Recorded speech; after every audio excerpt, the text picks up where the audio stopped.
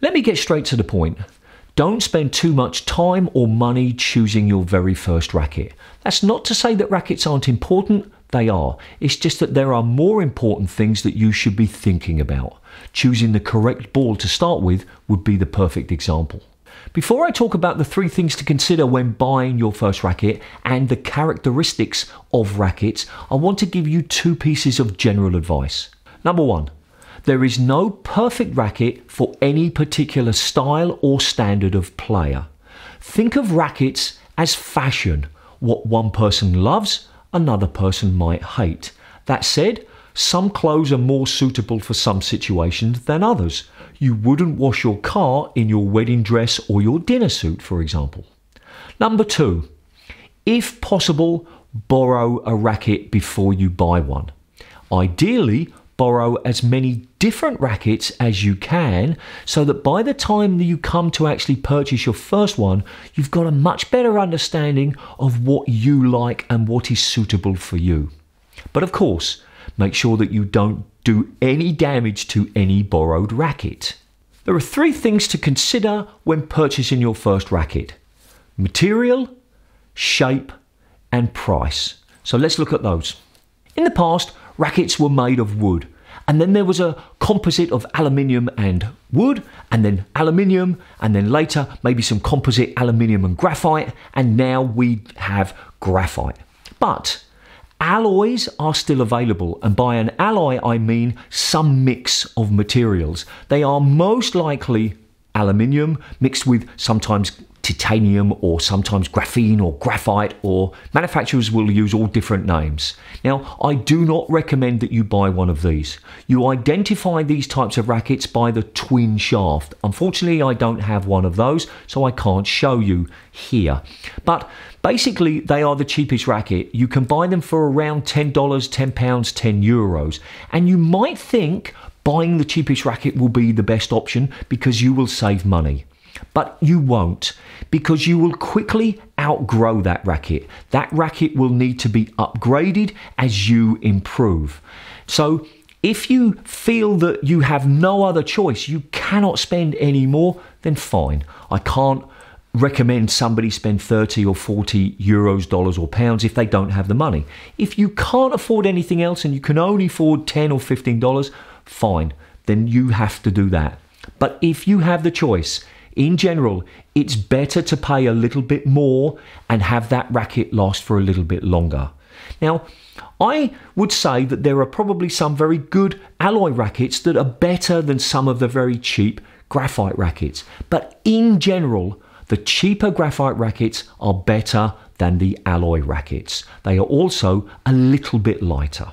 So that's the first one, material. Avoid the alloys if you can. 2, head shape. Nowadays we got 2 types of head shape. We got this one, which is called the teardrop, which because it looks like a teardrop, and we've got this one, which is called a throated racket. Normally it's called open throated. So sometimes people call these closed throats, thinking that this means closed, but it doesn't mean that. So you've got these 2 types of rackets. Well, what's the difference between them? Well, the first thing to notice is that this one has got longer strings. And it doesn't matter which brand I'm holding because that's pretty much the same. You can get almost like a mix of rackets where there's a very small throat down here, but that's essentially a teardrop because it's still quite long. Longer strings mean generally more power, which sounds great at first. My gosh, I've just started playing, I definitely need more power. And that's not necessarily wrong, but it's not the simple answer. Longer strings means more power. They're also a little bit more forgiving.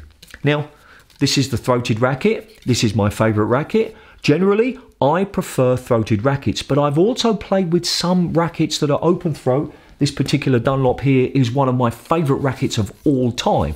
It won't stand up against the modern rackets, but at the time it was the best racket I'd ever played with.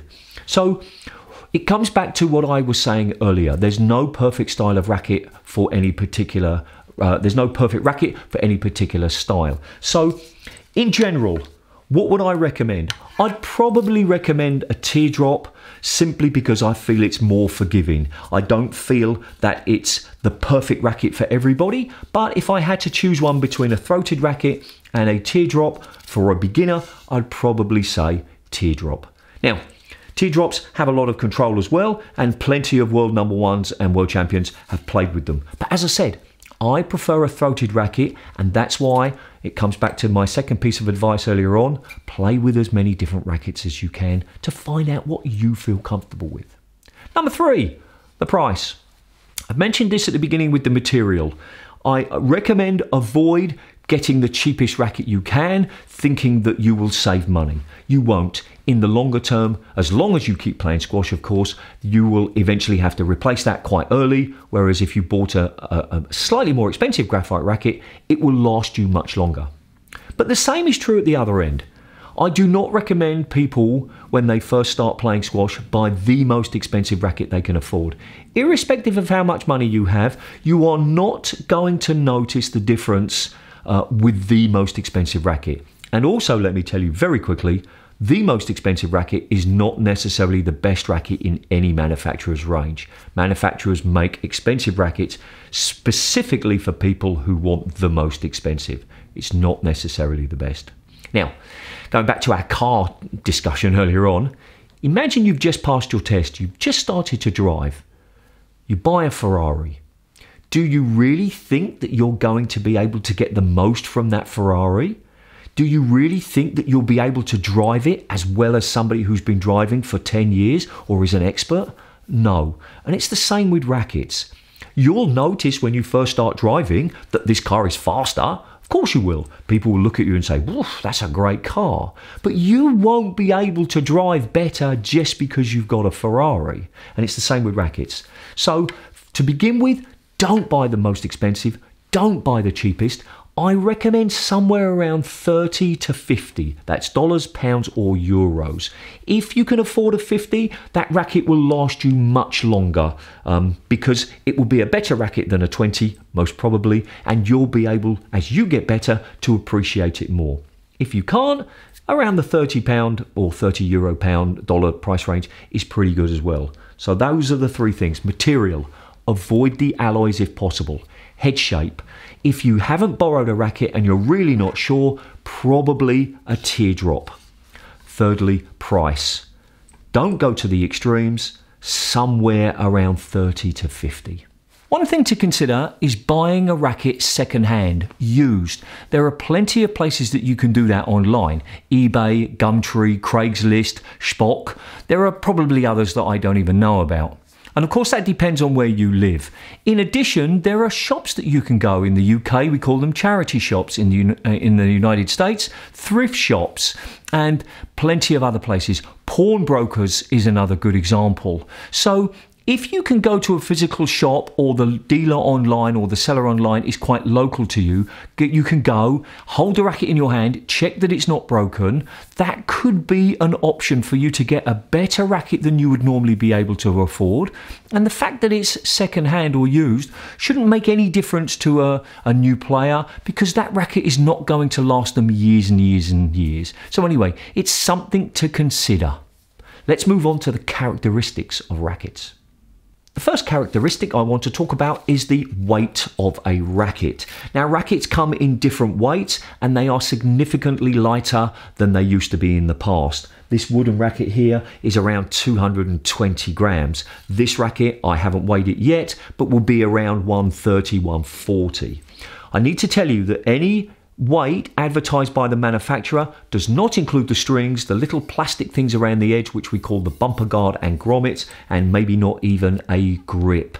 So if you see a racket advertised for 110 or 120, when you pick it up in the shop or it gets delivered to you, it's not going to be that weight. And that's fine. So the weight. Should you get a heavy racket? Should you get a light racket? Well, you only need to go on the internet and see both opinions. I've seen plenty of people say beginners should use heavy rackets because it helps them develop better technique. And I've seen plenty of people say beginners should use light rackets so that they can adapt easier because they won't be as strong. My feeling is something in the middle. don't get the lightest. Clearly, you don't want to consciously get the heaviest, but somewhere in the middle. Around, once it's strung and once it's got the grips and everything on, around 150 will be fine for beginners. It really is not that important. Now, the second piece of the second characteristic to talk about is perhaps more important, and that's the racket's balance. That's where most of the weight is. Now, I'm not going to do it, but if you were to balance this racket, you'd see the point. And at different points, you'd be able to tell whether it's head heavy, meaning most of the weight is towards the head, or head light. There is evenly balanced as well. Now, again, like the way I've seen plenty of people say, beginners should use a head heavy racket because it provides more momentum for hitting the ball and they'll hit the ball better at the beginning. And I've also seen people say beginners should use a head light racket so that they can maneuver the racket easily. Just like the weight, I'm going to go in the middle. If you can find an evenly balanced racket, I think that's your best option until you really find out what works for you. Generally, I prefer head light. Even if it means a slightly heavier racket, I prefer that. And those two things are very important in combination. A heavy racket that is head light could feel lighter than a lighter racket that is head heavy, so that when you hold it, it feels heavier. So that's the second characteristic. It's balance. Try to go for a middle or evenly balanced racket if you can. The third characteristic is the string and the string tension. Now, you'll buy a racket and it will come with strings. The strings generally are not very good quality unless you buy a racket from a string manufacturer who generally put their own strings in and they're much better quality. But again, like everything I've said so far, I don't think it's that important. Not really the quality of the strings. The tension, maybe. Now, the tension of the strings has a couple of important results. The first one is the tighter the strings are, the more likely the strings are to break, meaning that you're more likely to have to replace them. And in case you didn't know that, there is a running cost to squash. You will have to buy strings at least twice a year, grips, which we'll talk about, and you will also have to buy new balls and pay for the court. So there's always going to be running costs. In general, a higher tension of string is considered to give you more control. Personally, I like strings that are slightly lower tension because I feel it gives me more control. And it also doesn't stress the frame, meaning the strings don't break as often and the frame is less likely to break. You need to find out what works for you. The last characteristic I want to talk about is the grip. Now, this is a Grays racket. It's a beautiful racket, but the grip on it is really not very good. Now, I'm not criticizing Grays because this is the same with all manufacturers. I don't know many manufacturers who put a really nice grip on. Some do, but most don't. So the chances are you're going to have to replace the grip. Now, the next video in this series is about grip, so watch that when it comes out. But what's important about this is once you put a grip on, it's going to change the balance anyway. So don't spend so much time thinking about this particular balance because once you put the grip on, it's going to become a little bit head lighter automatically. The grip video will talk about the different types of grips available and I'll also show you how to put the different types of grip on. So look out for that. Very quickly, let me summarize. Don't spend too much money or time choosing a racket. There are other things that you should be thinking about. If you can, please borrow as many different rackets as you can so that you get a better understanding of what you're buying. When you buy, avoid the alloys. I don't think that you'll get the best value for your money and you'll have to change your racket eventually.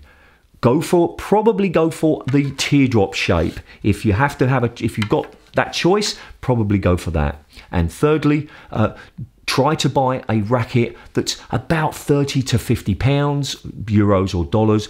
Don't spend the cheapest amount you can and don't spend the most expensive. Characteristics. The weight, try and buy around 140, 150. The balance, try and get something that's balanced in the middle. And the tension, you don't need to worry about the tension because that's what it comes with. And when the time comes to replace the strings, talk to the stringer. Stringers knows really what's best. And the last thing is, you have to replace the grip, because the chances are it's a terrible grip and it's actually too small, but I'll also mention that in the grip video. Well, that's it. Hopefully this video was useful for you. A bit longer than I hoped it would be, but that's often the way with my videos. As always, if you've got any questions about rackets in general, please don't hesitate to ask me. Probably if you say, oh, Philip, should I play with this racket? I'm not really going to be able to tell you. I can have a quick look on the internet, see its price, see its composition, and give you a general idea, but I can't say this is perfect for you, because there is no perfect racket, remember? If you've got any questions about my videos or squash in general, post those in the comments and I'll reply as soon as I can. If you think my videos are interesting and useful, please consider subscribing. If you do, turn on the notification bell so you get told when I release a new video. This is the playlist of all the videos in the Squash for Beginners series, and this is a video that YouTube thinks is a really good fit for you based on what you've been watching. And thanks for watching. See ya!